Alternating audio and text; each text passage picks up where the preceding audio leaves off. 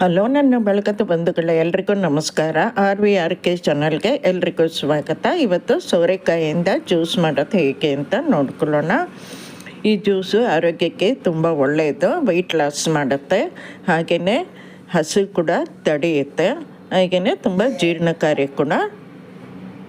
ಸೋರೆಕಾಯಿ ಜ್ಯೂಸ್ ಮಾಡಲಿಕ್ಕೆ ನಾನಿಲ್ಲಿ ಒಂದು ಸೋರೆಕಾಯಿ ಇಟ್ಕೊಂಡಿದ್ದೀನಿ. ಒಂದು ಪುಲ್ ತೆಗೆಯಲ್ಲ, ಇದರಲ್ಲಿ ಒಂದಿಷ್ಟು ಭಾಗ ಕಟ್ ಮಾಡಿ ಸಿಪ್ಪೆ ತೆಕ್ಕೊಳ್ಳೋಣ. ನೋಡಿ, ಈಗ ಇದರದ್ದು ಸಿಪ್ಪೆ ತೆಗೆದುಬಿಟ್ಟು ಸಣ್ಣದಾಗಿ ಹೋಳಕ್ಕೆ ಹಚ್ಕೊಳ್ಳೋಣ.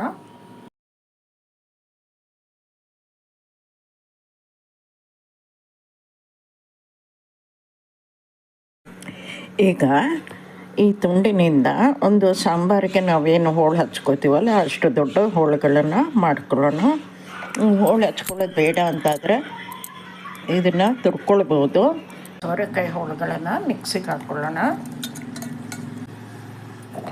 ಒಂದು ಅರ್ಧ ಹಿಡಿಯಷ್ಟು ಪುದೀನ ಎಲೆಗಳನ್ನು ಹಾಕುತ್ತಾ ಇದ್ದೀನಿ. ಒಂದು ಅರ್ಧ ನಿಂಬೆ ರಸ ಹಿಂಡ್ಕೊತಾ ಇದ್ದೀನಿ.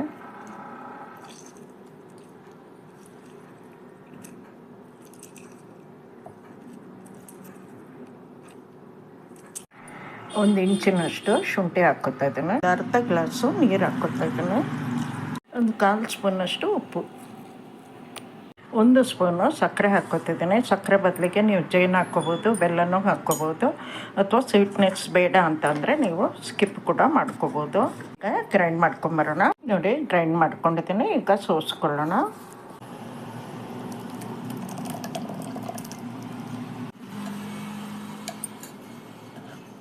ನೋಡಿ, ಸೋಸ್ಕೊಂಡು ಹಾಕಿದ್ದೆ ನಾನು.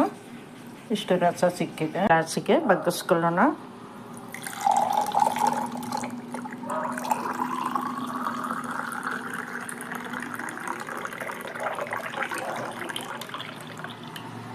ನೋಡಿ, ಸೋರೆಕಾಯಿ ಜ್ಯೂಸು ರೆಡಿಯಾಗಿದೆ. ಇದು ವೆಯ್ಟ್ ಲಾಸ್ಗೆ ತುಂಬ ಒಳ್ಳೆಯ ಜ್ಯೂಸು.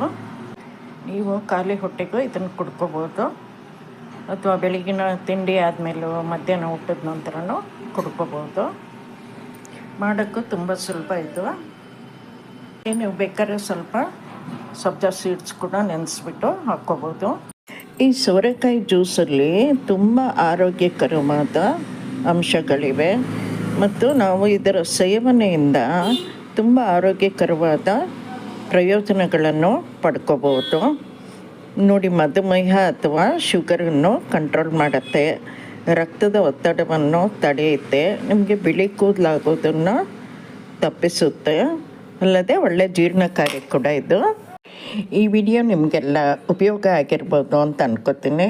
ವಿಡಿಯೋ ನೋಡಿ ಲೈಕ್ ಮಾಡಿ, ಶೇರ್ ಮಾಡಿ, ಕಮೆಂಟ್ ಮಾಡಿ, ಹಾಗೆ ನನ್ನ ಚಾನಲ್ಗೆ ಸಬ್ಸ್ಕ್ರೈಬ್ ಆಗೋದನ್ನು ಮರಿಬೇಡಿ. ಧನ್ಯವಾದಗಳು.